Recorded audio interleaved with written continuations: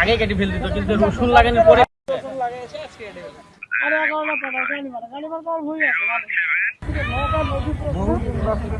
আমার এই জমিটা আপনার আরো জমি করছে। এই জমিটা আমি কলাই ইয়ার গাছ লাগাইছি আমের 133টার মধ্যে আজ আমার 1.5 বছর বয়স আমি গাছ লাগানি।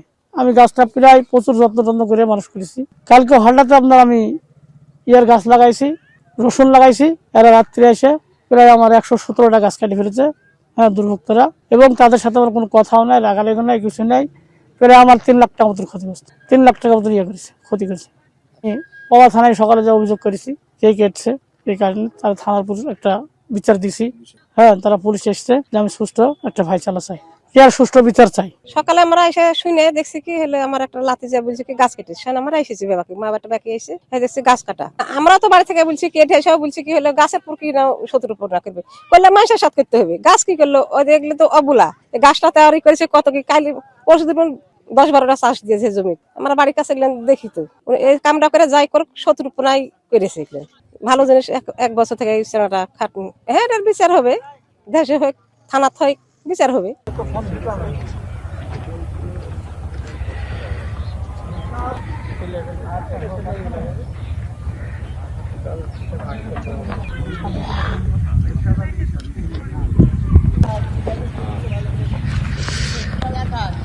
যে কয়টা খাড়া হয়ে আছে তো ওগুলো কাটাই, নিচের দিকে খুব মারা আছে। রাত্রে আন্ধারে করেছে তো এগুলো হলো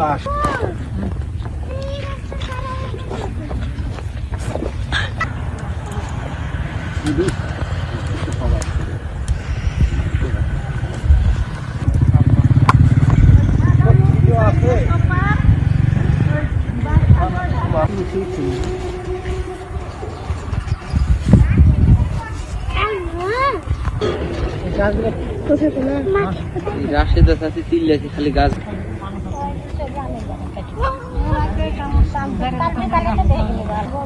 এবার আম ধরবে সব গাছ আম।